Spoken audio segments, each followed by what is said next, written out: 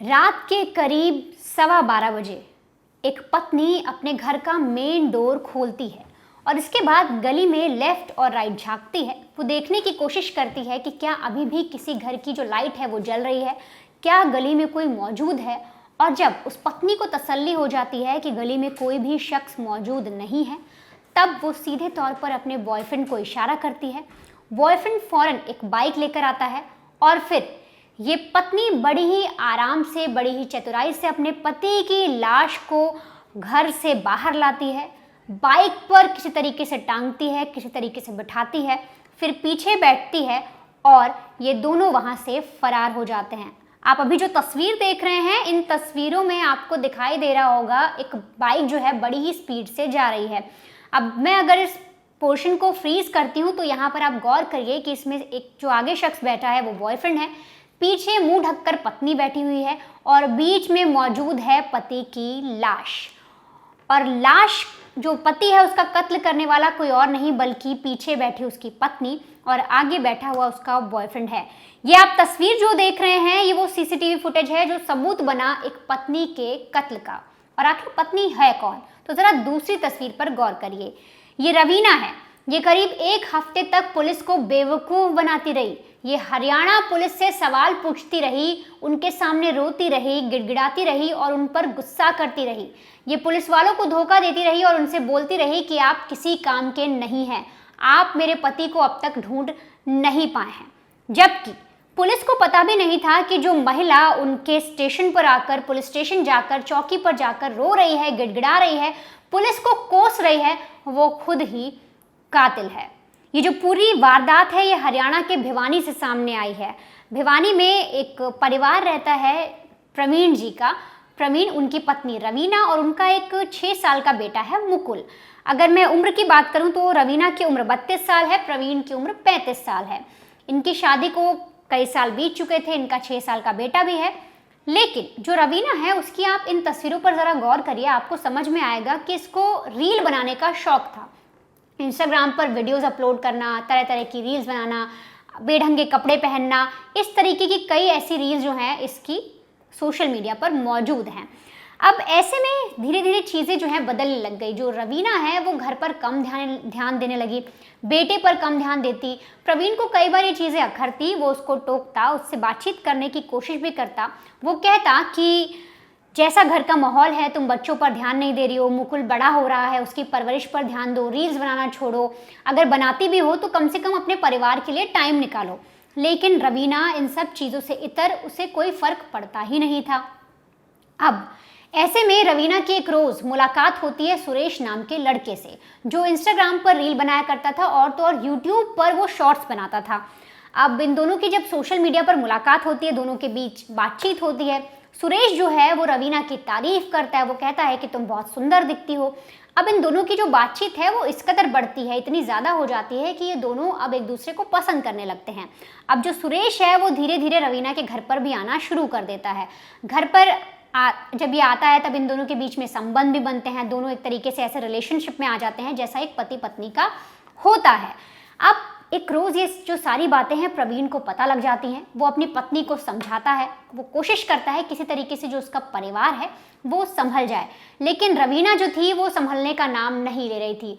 उसको मानो ये चीज़ अच्छी लगने लगी थी कि उसे कोई लड़का पसंद कर रहा है, वो घूम रही है, फिर रही है, अपनी मर्जी की लाइफ जी रही है, वो उसके साथ रील्स बना रही है। अब ये सब चीज़ें प्रवीण जब देखता तो उसे कई बार समझाता कि देखो, तुम्हें बेटे की परवरिश पे ध्यान देना चाहिए, तुम्हारी किसी के साथ दोस्ती, अगर तुम उसको पसंद करती हो तो बताओ, तुम इस तरीके की हरकत कर रही हो, उससे परिवार का नाम खराब होगा।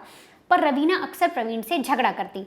अब होता दरअसल ये है कि 25 मार्च को जब रवीना घर पर होती है तो वो सुरेश को घर पर बुलाती है, यानी अपने बॉयफ्रेंड को, और उसके साथ रिलेशनशिप बनाती है, उसके साथ संबंध बनाती है। अब ऐसे में प्रवीण जो है उस रोज़ जल्दी घर आ जाता है। अब वो जैसे ही घर पहुंचता है वो रवीना और उसके बॉयफ्रेंड सुरेश को बेहद बेढंगे तरीके से देखता है, आपत्तिजनक हालत में देखता है बिस्तर पर, और ऐसे में उसे गुस्सा आता है। वो रवीना से झगड़ा करता है, यहाँ तक कि वो मारपीट भी करता है सुरेश के साथ। अब जब इतनी ज़्यादा बातें हो जाती हैं, इतनी ज़्यादा चीज़ें बढ़ जाती हैं, तब रवीना को गुस्सा आता है, वो दूसरे कमरे से अपनी चुन्नी लाती है और चुन्नी से अपने ही पति प्रवीण का गला घोटना शुरू कर देती है। इस महिला के चेहरे पर शिकन तक नहीं आती, इसे डर तक नहीं लगता, इसे ये भी नहीं समझ में आता कि ये अपने ही हस्बैंड का कत्ल कर रही है, उसका गला घोट रही है, कल को उसके बेटे का क्या होगा। इस चीज़ से भी इतर होती है और अपने जो पति हैं इनके प्रवीण, उनका गला घोटना शुरू कर देती है। अब इसके बाद प्रवीण छटपटाता है, वो ज़मीन पर गिरता है और ज़मीन पर गिरने के बाद उसकी मौत हो जाती है। इतने के बाद भी जो रवीना है और जो उसका बॉयफ्रेंड है सुरेश, वो अपने आप को रोकते नहीं हैं, वो फिर से संबंध बनाते हैं। वो देखते हैं कि लाश पड़ी हुई है, इसके बाद वो सोचते हैं कि अब आखिर करना क्या है। तो ऐसे में दोनों प्लान करते हैं कि अभी हमने कत्ल तो कर दिया है, किसी तरीके से रात हो जाए तब इसे कहीं पर फेंक कर आएंगे। और फिर जैसे ही रात होती है, 12 बजते हैं, रवीना बार बार घर के बाहर जाकर देखती है, चेक करती है कोई गली में मौजूद तो नहीं है।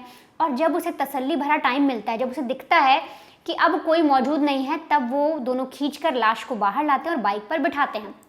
दरअसल आप इस सीसीटीवी फुटेज में भी जो टाइम देखेंगे वो करीब 12:55 यानी 1 बजे के आसपास का है। तो 1 बजे के आसपास ये लाश को खींच कर लाते हैं, बाइक पर बिठाते हैं और फिर आगे जो बॉयफ्रेंड बैठा होता है वो बाइक चलाता है, पीछे पत्नी जो थी प्रवीण की, जो रवीना है, वो अपना मुंह ढककर बैठी होती है और फिर इस लाश को लोग सीधे ले जाते हैं, इसी तस्वीरों में आप देख रहे हैं, एक नाले में ले जाकर फेंक देते हैं। अब ये जो पूरा मामला था, 25 को कत्ल करते हैं और 25 और 26 की दरमियानी रात ये लाश को ले जाकर फेंकते हैं। अब ऐसे में अगली रोज़ यानी 26 का जो दिन होता है, उसमें जब प्रवीण किसी को दिखता नहीं है, घर वाले पूछते हैं तो वो बोलती है पता नहीं, रात में वो आए ही नहीं थे, पता नहीं कहाँ चले गए, मैं खुद घबराई हुई हूँ। तो परिवार में इस तरीके से ढोंग करती है। अब 26 हो जाने के बाद अचानक 27 की तारीख आती है, तब और हालत ख़राब, रोती है, बिलखती है, परिवार से कहती है चलिए पुलिस स्टेशन चलते हैं, मेरे पति मुझे छोड़कर चले गए, पता नहीं कहाँ चले गए, मुझे समझ नहीं आ रहा। मतलब इतना ज़्यादा वो ढोंग करती है कि किसी को भी ये लगे कि पत्नी जो है अपने पति के लिए बेहद परेशान है। अब पुलिस स्टेशन जाने के बाद वहाँ रिपोर्ट लिखाती है, बोलती है मेरे पति गायब हो गए हैं, वो 25 तारीख से घर नहीं आए हैं, पता करिए प्लीज़, कैसे भी करके मेरे पति को ढूंढिए। अब ये इतनी चालाकी तो कर रही थी, पुलिस को बेवकूफ़ बनाने की कोशिश भी कर रही थी, लेकिन ये मोहतरमा भूल गई कि जो सीसीटीवी फुटेज है उसमें ये कैद हो चुकी हैं। लेकिन जो पुलिस है वो पहले सीसीटीवी फुटेज नहीं खंगालती, वो सबसे पहले कोशिश करती है कि जो आदमी गुम हुआ है, क्योंकि अभी तक पुलिस को नहीं पता था कि वो मर चुका है, पुलिस को लगता है कि वो आदमी गुम हुआ है, उसको ढूंढना चाहिए, क्योंकि वो 25 को घर ही नहीं आया, तो पुलिस का दिमाग जाता ही नहीं कि वो सीसीटीवी चेक करें। अब ऐसे में उस इंसान को ढूंढा जाता है, हर जगह जो है पोस्टर्स लगाए जाते हैं, तहकीकात की जाती है। लेकिन 28 मार्च को एक नाले से जो एक लाश थी वो तैर रही होती है। आसपास के लोग जब देखते हैं, पुलिस को इन्फॉर्म करते हैं, पुलिस मौका वारदात पर पहुंचती है। वहां से जब उस लाश को निकाला जाता है तो पुलिस को शक होता है, हो ना हो ये जो आदमी गायब हुआ है, हो सकता है उसकी लाश हो। परिवार को बुलाया जाता है, शिनाख्त कराई जाती है और जैसे ही पत्नी वहां पर आती है वो चीखना चिल्लाना शुरू कर देती है। वो एक तरीके से लिपटने की कोशिश करती है अपने पति से, उसके पास जाने की कोशिश करती है, उसे उठाने की कोशिश करती है। वो बोलती है कि आप प्लीज़ उठ जाओ, मैं आपके बिना नहीं रह पाऊंगी, आप हमें छोड़कर कहाँ चले गए। अब ये सारी चीज़ें जब हो रही होती हैं तो आसपास के जो लोग खड़े थे उस वक्त, जो मौजूद थे, उन्हें लगता है कि पत्नी कितना प्यार करती है अपने पति से।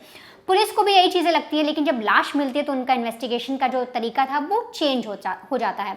ऐसे में पूछताछ की जाती है परिवार वालों से कि आखिरी बार आपने कब देखा प्रवीण को, वो घर से कब निकला, बहुत सारी डिटेल्स निकाली जाती हैं।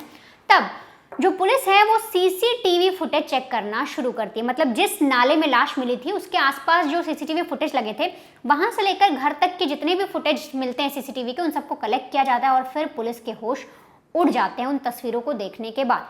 पुलिस को दिखता है कि नाले के पास जब बॉडी फेंकी जा रही थी या बॉडी लेकर गई है नाले के पास जैसे भी, तो एक बाइक पर एक आदमी बैठा और एक पीछे एक औरत बैठी है। और पुलिस को जो क्लियर फुटेज मिलती है, जब उसमें पुलिस इन्हेंस करके देखती है तो पता लगता है कि पीछे कोई और नहीं, पत्नी बैठी हुई है।